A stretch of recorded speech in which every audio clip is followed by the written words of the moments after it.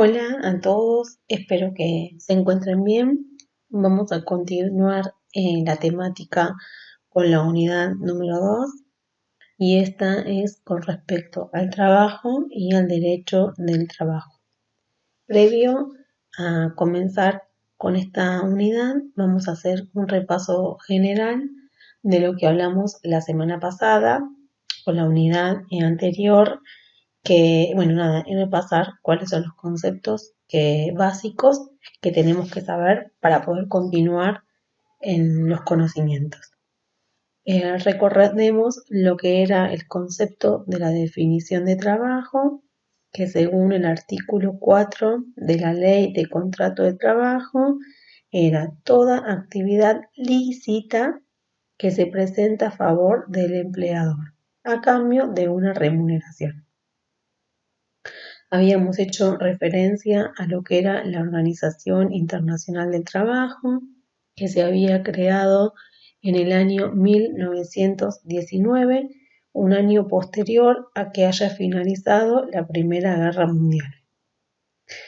Que la OIT era un organismo especializado de las Naciones Unidas que se ocupa de los asuntos relativos al trabajo y las relaciones laborales, que es una organización tripartita, que tenía principios básicos, que eran la igualdad en el empleo, la abolición del trabajo infantil, la abolición del trabajo forzoso y la libertad sindical.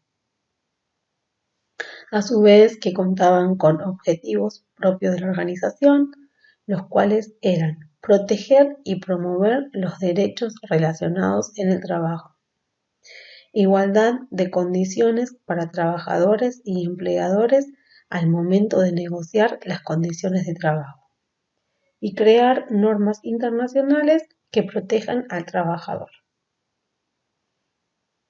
Que la OIT emitía los convenios y las recomendaciones, y que si se violaba la OIT, las quejas iban a ser dirigidas hacia el Estado. Acuérdense que después hablamos de la Organización de las Naciones Unidas, que esas eran una entidad internacional que abarcaba la mayor cantidad de gobiernos, que representaba a todo el mundo y que su objetivo era unir los esfuerzos para conseguir buenos resultados en materia de paz, seguridad, progreso social y económico. Que su creación es posterior a la Segunda Guerra Mundial y que se creó en 1945.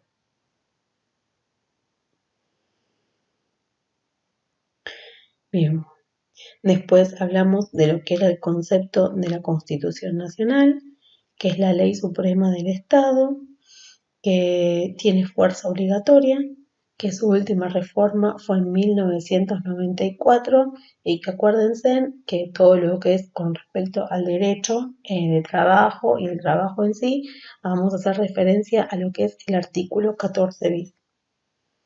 Hablamos de lo que es la definición de las leyes y hablamos de lo que era la pirámide de Kelsen. Acuérdense que es una representación gráfica de la idea del sistema jurídico escalonado. En la punta de la pirámide y como principal se encuentra la Constitución Nacional, que en su última reforma aparece lo que es los tratados internacionales. Por debajo se encuentran los tratados supralegales y infraconstitucionales. En amarillo estaba la legislación nacional, que eran las leyes que promulga el gobierno. Después están las legislaciones provinciales, que son las leyes propias de cada provincia.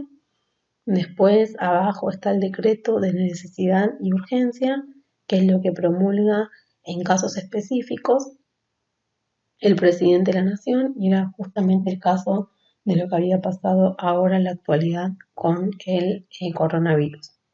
Después estaban las resoluciones principales, Y ya más a la base estaban, por un lado, las sentencias judiciales, que eran propios cada ley en base a un conflicto en particular, y lo más básico de la pirámide y lo que más representaban eran justamente los acuerdos entre el trabajador y el empleador. Y ahí cada ley con su cada ley depende el caso particular. Después de la pirámide de Kelsen habíamos hablado de lo que era el Estado, de los 4 elementos que tenían, que era poder, población, terreno, gobierno, y los 2 tipos de Estado que había, el liberal y el de bienestar. Y habíamos definido el derecho y lo que era el derecho de trabajo. Esos son los conceptos con respecto a la clase anterior. Ahora en esta clase, en esta unidad, que es la continuación de la unidad número 1, vamos a hablar de lo que es principalmente todo lo que es el trabajo con respecto al derecho de trabajo. Entonces repasamos que el derecho de trabajo es un conjunto de normas jurídicas que regula la relación pacífica y conflictiva entre las partes, que es el trabajador y el empleador, y es las que mantienen los sindicatos con los estados. El derecho de trabajo cuenta con principios, los cuales se consideran reglas inmutables e ideas esenciales que forman la base que da sustento a todo el ordenamiento laboral jurídico, y que su objetivo es proteger siempre a la parte más débil del contrato de trabajo, que es el trabajador. Para poder cumplir con el derecho de trabajo existen ciertos principios. Y estos principios son el principio protectorio, principio de irrenunciabilidad de los derechos, principio de continuidad de la relación laboral, principio de buena fe y principio de gratitud de los procesos. Cuando hablamos de lo que es el principio protectorio, es junto con el de irrenunciabilidad los 2 principios más importantes. Y el objetivo del principio protectorio es proteger la parte más débil del contrato, que es el trabajador. Protege la dignidad del trabajador en su condición de persona humana. Para que este principio se pueda llevar a cabo, tiene que cumplir 3 reglas. La primera es indubio pro operario, la segunda es la norma más favorable y la tercera es la condición más beneficiosa. Esas son las 3 reglas que se tienen que cumplir para que el principio protectorio se cumpla. ¿Qué es indubio pro operario? Habla con respecto a la interpretación de los derechos. Cuando el juez interpreta un derecho y la interpretación tiene varias ramas, siempre se va a interpretar a favor del trabajador. Y acuérdense que es con respecto a la interpretación. En cambio, la norma más favorable es con respecto a la aplicación. Siempre se va a aplicar lo que sea más favorable al trabajador.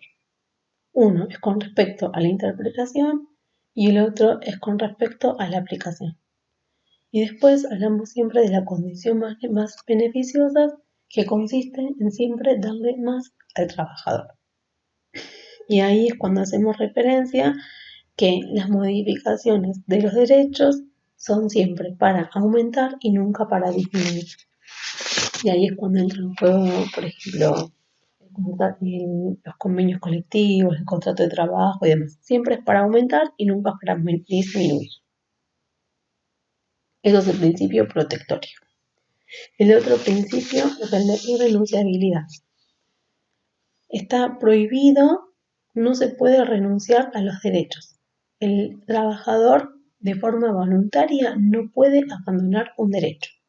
Esto es que el trabajador no se puede ni abandonar el derecho ni un beneficio. Por ejemplo, si el trabajador en relación de dependencia tiene un trabajo que habla de que tiene vacaciones pagas, él no puede decir, no quiero que me paguen las vacaciones. No, es un derecho y lo va a recibir. Distinto es la renuncia con respecto a la irrenunciabilidad. La renuncia es el abandono voluntario del derecho, mientras que la irrenunciabilidad es la imposibilidad del trabajador de abandonar o privarse de un derecho o beneficio que le concedió el derecho de trabajo. Si por ejemplo la Constitución Nacional dice que hay vacaciones, habla de las vacaciones, del derecho al descanso, eso, el trabajador no puede abandonar a esos derechos. Bajo ningún punto puede renunciar ni al derecho ni a un beneficio que se le otorgó.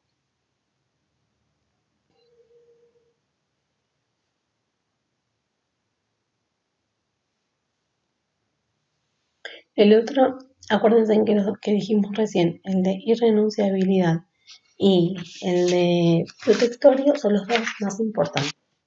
Después tenemos con respecto a la continuidad de la relación laboral.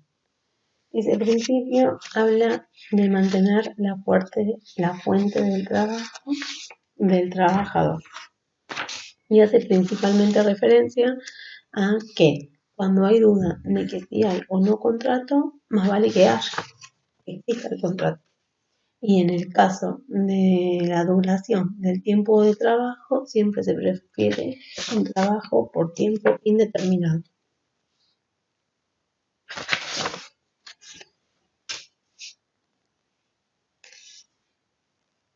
La idea es que siempre se pueda conservar el trabajo y habla de un punto de vista desde la permanencia, ¿me entendés? Mantener la fuerza de trabajo que tenga un principio de permanencia, ya que otorga seguridad y tranquilidad, no solamente al trabajador, sino también a su entorno familiar, desde lo económico y desde lo psicológico. Continuidad de la relación laboral. El principio de buena fe es un principio y un deber de conductas recíprocas de las partes. Tanto el trabajador como el empleador proceden con honestidad al celebrar, ejecutar y extinguir un contrato de trabajo. Y el último principio es el de la gratitud de los procesos. Cualquier proceso laboral que quiera realizar el trabajador tiene que ser gratis. Este principio lo que hace es evitar que los trabajadores restrinjan sus derechos por falta de recursos económicos.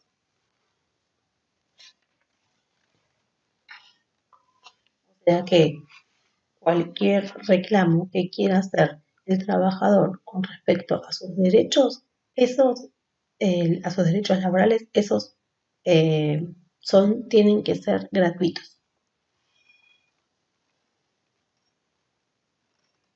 O sea, ¿qué quiere decir? Básicamente que el trabajador puede acceder de forma gratuita a la justicia para poder conseguir sus beneficios y que no los tenga que resignar por falta de derechos económicos. Entonces, dijimos que había distintos tipos de principios con respecto al derecho de trabajo y estos son principio protectorio, principio de irrenunciabilidad de los derechos, principio de la continuidad de la relación laboral, de buena fe y de gratitud. Acuérdense que el principio protectorio es el que tiene las tres reglas con respecto a la interpretación, a la aplicación y siempre lo más beneficioso. Y el de irrenunciabilidad, lo que me faltó decirles es que hay excepciones en donde el trabajador renuncia a sus derechos. Por ejemplo, cuando renuncia justamente. Cuando renuncia al empleo, por extinguirse el contrato de trabajo, pierde sus derechos.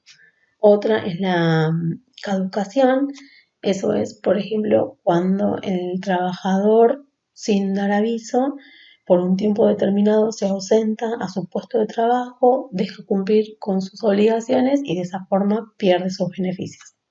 Y la otra, que también es bastante común, es la conciliación. Sí, son algunos de los ejemplos del por cual el principio de irrenunciabilidad tiene ciertas salvedades. El contrato de trabajo está formado tanto por el trabajador como el empleador. Se dice, bueno, el trabajador es esta persona humana y es la parte débil del contrato, mientras que el empleador es una persona humana o jurídica y es siempre la parte más fuerte del contrato. Cuando decimos persona jurídica, podemos decir una sociedad, una persona, una fundación, una asociación, una cooperativa. Entonces, cuando hablamos de trabajador, es la persona física que se obliga a prestar servicios. Esta persona física tiene capacidad jurídica que le obliga a prestar servicio en relación de dependencia, a cambio de una remuneración. Por supuesto, el trabajador tiene forma presencial, tiene que estar presente en su puesto de trabajo y que por medio de la ley de contrato de trabajo, el trabajador se encuentra amparado para vincularse con su empleador a través de una relación del tipo subordinado. Mientras que el empleador, mientras que el empleador es la parte fuerte del contrato de trabajo y es esta persona que dijimos recién, que puede ser humana o jurídica, y es la que se encarga de organizar y dirigir el trabajo prestado por el trabajador y que además cuenta con la facultad de control y de las disciplinas.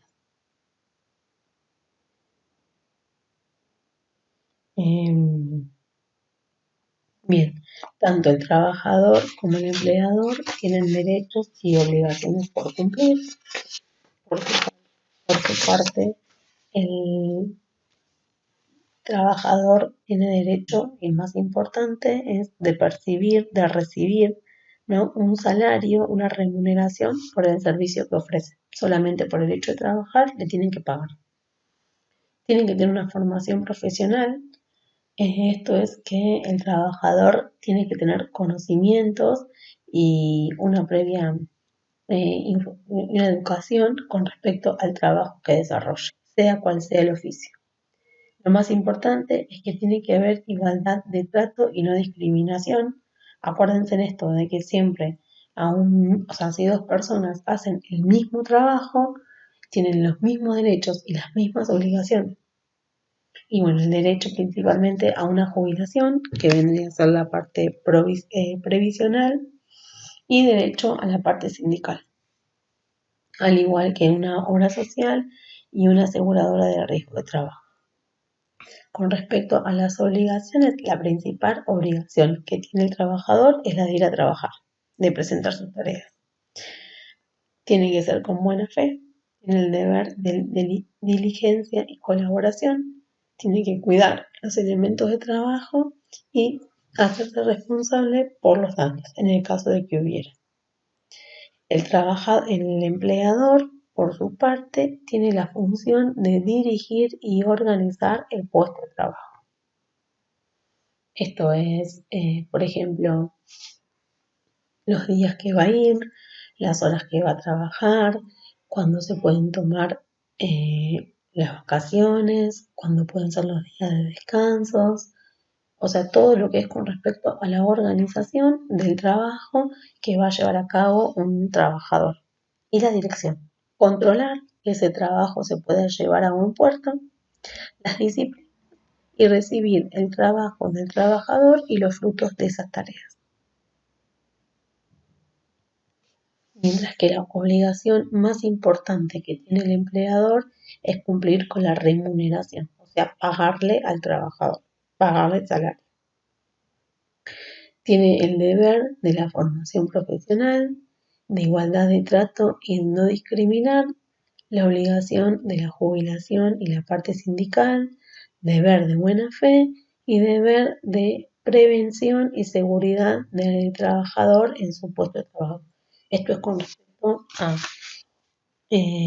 las afiliaciones a las ART, a la aseguradora de riesgo de trabajo, las normas de higiene y seguridad y prevenir riesgos y enfermedades de trabajo. Entonces, los derechos del trabajador son obligaciones del empleador y viceversa. Hablamos de dos conceptos básicos, o sea, dos definiciones que tienen que saber. Una es el orden público general y la otra es el orden público laboral. El orden público general es el conjunto de principios éticos, políticos y económicos, en torno a los cuales se organiza y funciona una sociedad. Son normas irrenunciables e inderogables. No se pueden ni renunciar ni derogar. Y esto es para que la sociedad funcione de forma armoniosa. Y el objetivo que tiene el orden público general es el bien común. Ejemplos son, por ejemplo, la patria potestad, derecho a trabajar, igualdad ante la ley, libertad de tránsito y de expresión y la inviolabilidad del domicilio. Mientras que el orden público laboral son las condiciones de protección mínimas por debajo de las cuales las partes no pueden pactar. El empleador, cuando tiene una relación de trabajo, tiene que respetar este orden público laboral y es el núcleo duro de tutela o protección hacia el trabajador.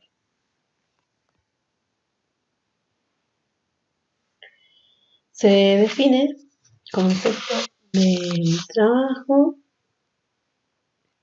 al acto jurídico, que tiene que ser voluntario, lícito, mediante el cual dos o más partes manifiestan su consentimiento para crear, regular, modificar, transferir o extinguir relaciones jurídicas patrimoniales.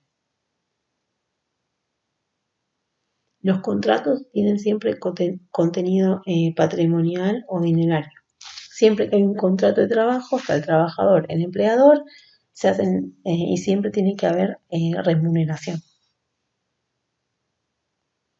La ley de contrato de trabajo, en su artículo 21, habla del contrato del trabajo, siempre que una persona humana se obligue a realizar actos, ejecutar obras o prestar servicios, el trabajador, en favor de otra y bajo la dependencia de esta, empleador, durante un periodo de tiempo que puede ser determinado o indeterminado mediante el pago de una remuneración, de un salario. O sea que el contrato de trabajo es esto, es el acuerdo que hacen dos personas, el trabajador y el empleador, durante un tiempo determinado o indeterminado y mediante el cual va a haber una remuneración, un pago, un salario.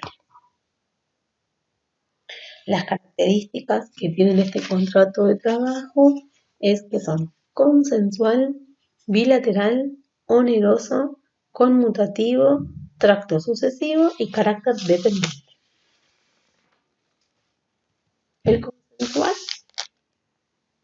El consensual se refiere al consentimiento, a la aceptación de las dos partes.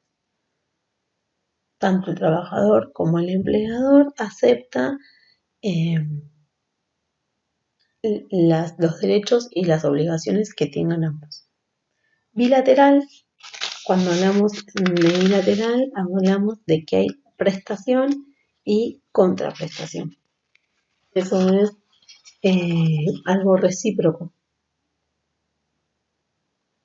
Bien.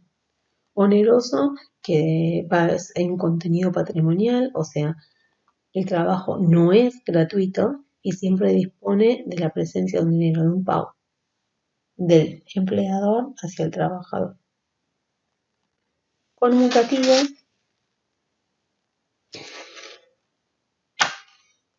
partes conocen desde el momento en que se celebra el contrato las ventajas y las desventajas del mismo.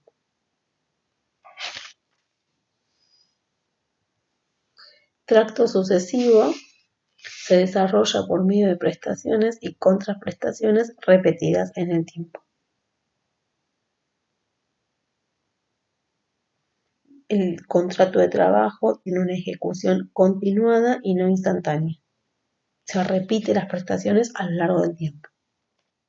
Y cuando hablamos de carácter dependiente, hablamos de subordinaciones técnicas, jurídicas y económicas del trabajador con respecto al empleador. Y eso es una característica importante, ¿sí? Entonces, definimos el contrato de trabajo según la ley del contrato de trabajo y hablamos de cuáles eran las características.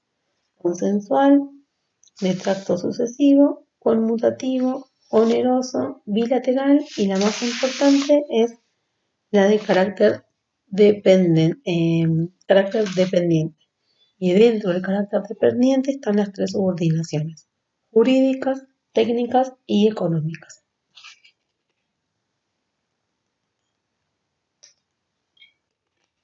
Cuando hablamos de subordinación del tipo jurídica, es que el trabajador está sometido a la autoridad del empleador, quien tiene facultad de control, dirección, organización y disciplina. Es la posibilidad que tiene el empleador de dirigir en el empleo las conductas del trabajador hacia los objetivos de la empresa. Es el empleador el que dice cuáles son los horarios a cumplir, los días que se tiene que ir a trabajar, cuándo son los descansos. Es el que se encarga de organizar al grupo de trabajo, cuándo se van a tomar las vacaciones, es el que controla, direcciona, organiza y tiene disciplina con respecto al trabajador. ¿Para qué? Para poder cumplir los objetivos que tiene esa empresa. Esa es la subordinación jurídica. La otra es la subordinación técnica. Son las instrucciones específicas que recibe el trabajador para poder lograr un correcto desempeño en su puesto de trabajo. Las instrucciones tienen que ver por la formación del trabajador. Entonces, cuanto menor es la formación, mayor es la subordinación y viceversa. Esto quiere decir, por ejemplo, yo que soy kinesióloga y trabajo en un área cerrada.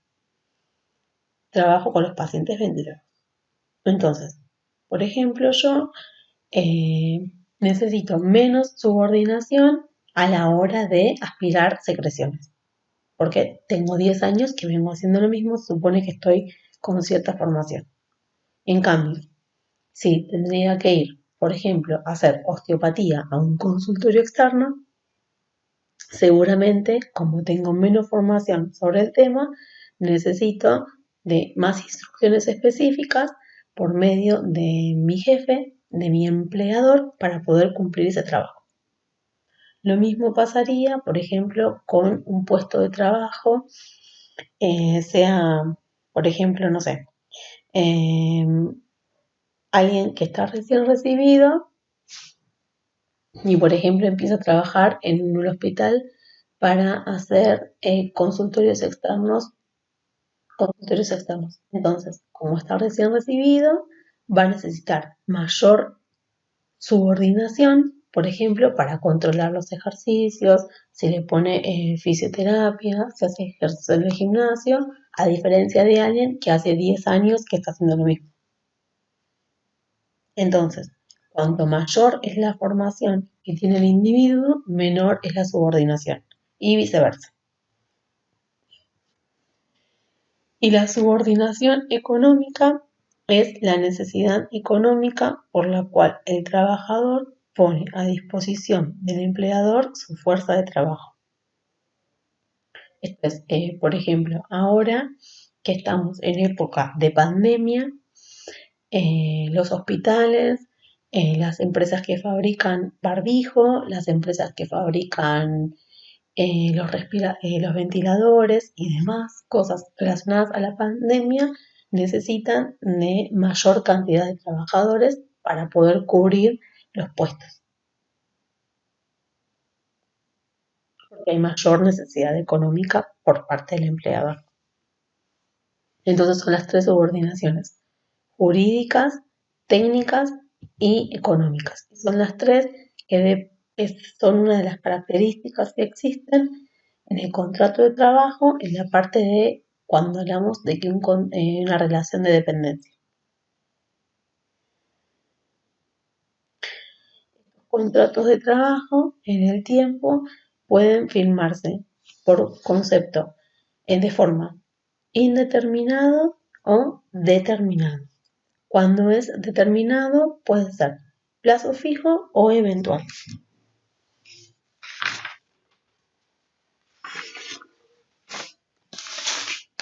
Bien, cuando hablamos de contrato de trabajo indeterminado, lo ideal, ¿no?, es que dure hasta que el trabajo se encuentre en condiciones de jubilarse, sea por límite de edad y años de servicio. Siempre que hablamos de tiempo indeterminados, tiene que existir un periodo de prueba, el cual dura 3 meses. En ese tiempo de los 3 meses del periodo a prueba, el trabajador y el empleador pueden extinguir la relación, sin explicar la causa, sin indemnización, pero sí obligados a realizar el preaviso. Acuérdense que el tiempo indeterminado, entonces, es la forma de contrato de trabajo preferida por la ley y que se puede modificar siempre a favor del trabajador, y que el tiempo indeterminado es el que tiene el periodo de prueba, que tiene 3 meses. ¿Para qué sirve este periodo a prueba que dura 3 meses? Bueno, es para permitir que el empleador aprecie las aptitudes y las destrezas que ostenta el trabajador para cubrir ese puesto de trabajo. No se prorroga, o sea, dura 3 meses y nada más. Las partes se conocen y la idea es que cualquiera de las dos, tanto el trabajador como el empleador, pueden extinguir el contrato de trabajo. No va a haber indemnización, pero sí tiene que haber un preaviso. ¿Cuáles son las excepciones? Hay 3. Cambio de categoría, o sea, son 3 excepciones en donde el periodo de prueba no se va a llevar a cabo. La primera es cambio de categoría, de operador pasa a gerente. No. Volver a trabajar con el mismo empleador, trabajo en Coca-Cola, cuando tenía 20 años, renuncié, ahora tengo 50, vuelvo a trabajar, periodo de prueba no, porque se supone que el empleador ya me conoce. Y la modalidad del contrato, cuando cambia, es, por ejemplo, si pasás de monotributista a relación de dependencia. Cambia la modalidad del contrato de trabajo. Las 3 excepciones por la cual el periodo de prueba no va, sino siempre que empezás un contrato de trabajo por tiempo indeterminado, va a haber un periodo de prueba que va a durar 3 meses. En el periodo de prueba, si decidís renunciar a ese puesto de trabajo, no va a haber indemnización, pero sí tiene que haber preaviso. El otro es por tiempo determinado. El tiempo determinado, la verdad es que la ley no lo prefiere que haya un tiempo determinado. Se puede dividir en plazo fijo o puede ser también el eventual. El plazo fijo, cuando hablamos de contrato por plazo fijo, dice que es un contrato por tiempo determinado y aparece cuando tengas un término cierto donde va a finalizar el trabajo, se haya formalizado por escrito y la duración no puede ser más de 5 años. Si, pasado ese tiempo de 5 años, nadie dijo nada, vos seguís con tu puesto de trabajo, de forma inmediata pasás a hacer por trabajo por tiempo indeterminado.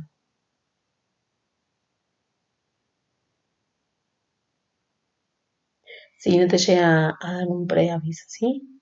Bien, el plazo fijo. Dura como máximo 5 años. Vos sabés que por 5 años vas a tener ese puesto de trabajo. Si llegado a los 5 años el empleador no mandó un preaviso, directamente pasás a tiempo indeterminado. Y el eventual es un contrato de trabajo que se firma sabiendo que se cumple el evento y finaliza. Por ejemplo, son las competencias deportivas. O por ejemplo ahora con el tema de la pandemia, pasa el tema de la pandemia y ya está, terminó el contrato de trabajo. Se cumple el evento y finaliza. Por eso es eventual. Y este no requiere preaviso. Entonces, el contrato de trabajo por tiempo puede ser tiempo determinado, indeterminado. Cuando decimos que es indeterminado, es el que prefiere el contrato de trabajo. Bien, cuando hablamos de indeterminado, estamos hablando de un periodo a prueba. Y cuando estamos hablando por tiempo determinado, puede ser plazo fijo o eventual.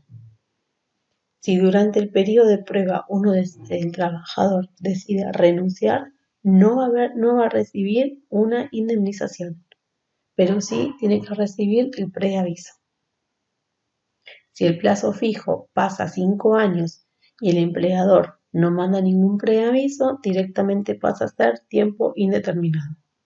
Y el eventual, como justamente se cumple el evento y finaliza, no necesita preaviso.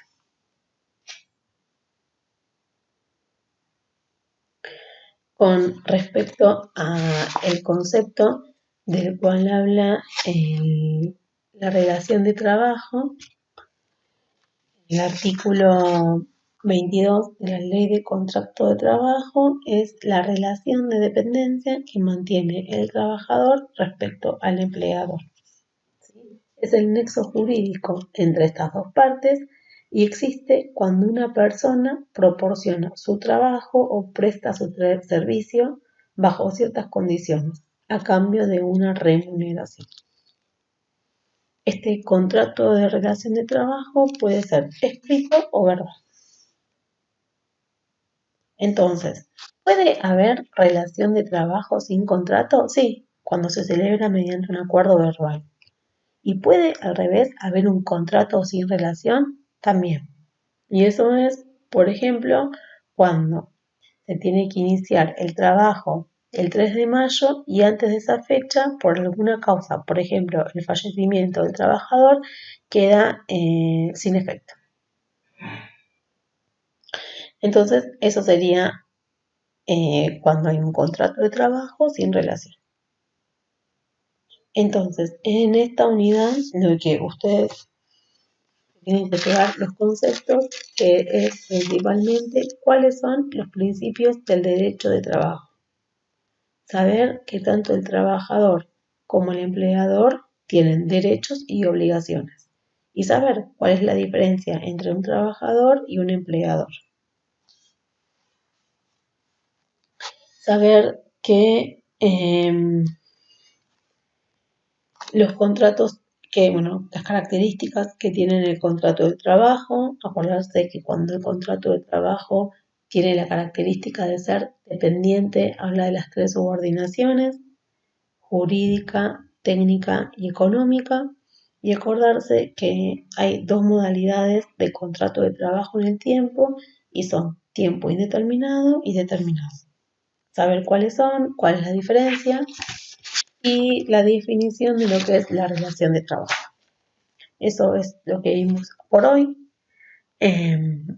Acuérdense que tienen las preguntas para poder responder el cuestionario. y espero que sigan bien. Nos estamos viendo la semana que viene.